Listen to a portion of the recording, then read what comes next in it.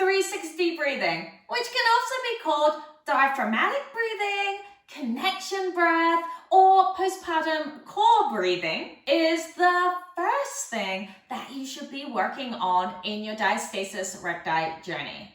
Unfortunately, many people skip the step and jump straight to ab workouts because they think that that is what they need. But this can lead to pelvic floor tightness, neck and shoulder pain, hip pain, back pain, and a total frustration of not getting the results that you're looking for. The 360 breath starts with the diaphragm, hence the reason it is often called diaphragmatic breathing. On the inhale, the lungs fill up with air, and that contracts the diaphragm down.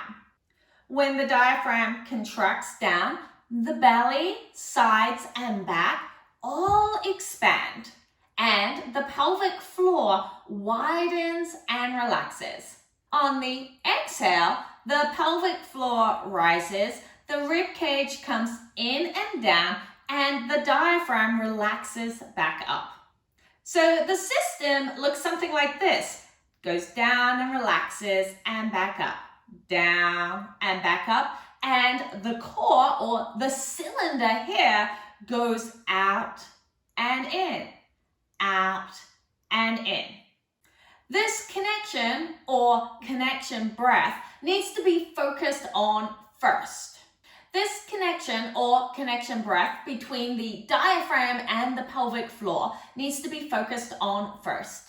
If your pelvic floor is tight, and if you're not sure, you can check out this video here, then you should be focusing on the connection breath, not doing TVA engagement exercises as you go through this Diastasis recti program.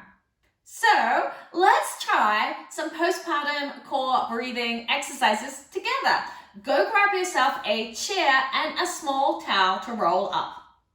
Alrighty, so I want you to grab that towel and I want you to roll it up like this. We're going to use this as feedback to feel what our pelvic floor is doing. So I want you to grab that towel roll and I want you to sit on it so that it's comfortably on your pelvic floor, and I want your feet to be flat. Roll slightly forward onto that towel, place one hand on your chest and the other hand on your belly. We're going to inhale, and I want you to feel your belly expand and the pelvic floor relax like this. What I don't want to see is your inhale up in your chest. So we don't want this. So keep this hand here so that your chest doesn't move. And if it does, you will find out pretty quickly.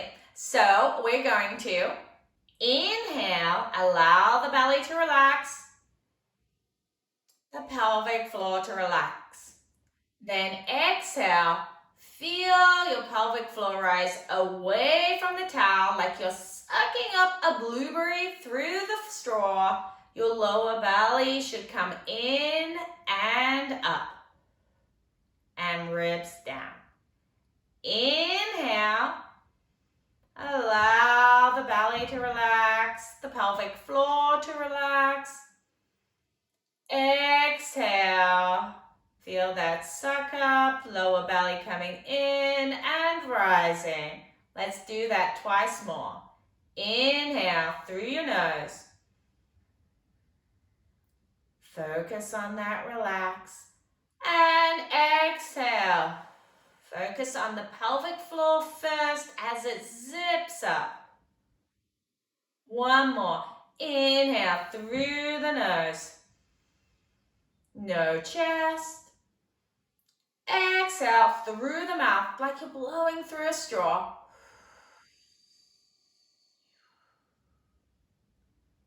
And relax. You may hear this being called belly breathing versus chest breathing. And sometimes, initially, in order to help our pelvic floor to relax, we have to think about breathing and expanding our belly before we can get that 360 breath. This is common if you have a tight pelvic floor and you tend to be a shallow breather or a chest breather, because it's really hard to reverse a pattern that you've done for years. So if you do need to initially inhale and breathe so that you expand the belly, that's okay. Just know that that's just the first step, because you do need to get that 360 expansion. Once you can feel that relax and that contraction, then we're going to work on that 360 expansion. You can take your hands and place them on the lower part of your rib cage, or if you have a yoga strap or band, you can place that around your rib cage like so.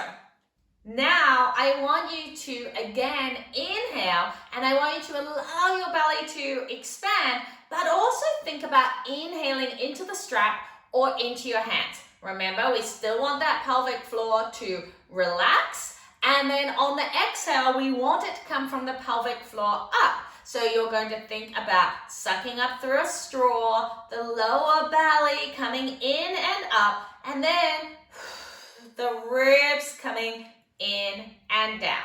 Let's give it a go. Inhale, feel the belly and the strap and the pelvic floor all expand. And exhale, pelvic floor, lower belly, and rib cage. Inhale.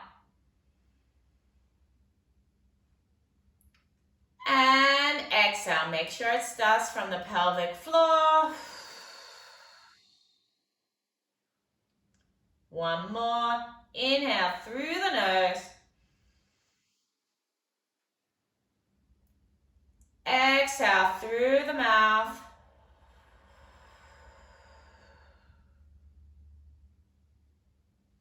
Great work. Getting that coordination can be really hard. And as I said, this needs to be your first step. So start by connecting with your pelvic floor and then working that 360 breath. Keep practicing this every day, multiple times a day. In my circle of confidence, I normally suggest to my ladies to do 3 to 5 breaths every time they go to the washroom. This ensures that they get that breathing throughout the day, and they can keep working on that connection, relaxing the pelvic floor, and working between the pelvic floor and the deep core, which is what we need to begin with. Once you're comfortable with this, you can start using a little more effort on that exhale, and we can start doing our TVA activation exercises. Not sure how to activate your TVAs? I've done a specific video here that you can go through, which gives you lots of different options for how to activate your TVA, because everybody is a little different. So I want you to work through that video and find the best cue for you. Remembering that sometimes the cue you use when you are lying on the ground may be different from the cue that you use when you're standing. If you're comfortable with your TVA activation, then you're ready for our first work-along video in our Diastasis recti program. I hope that you enjoy this program, and don't forget to hit that subscribe button so you're notified when I load up new workouts and tips for you. If you'd like the PDF that goes along with this program and the calendar, the link is in the description below.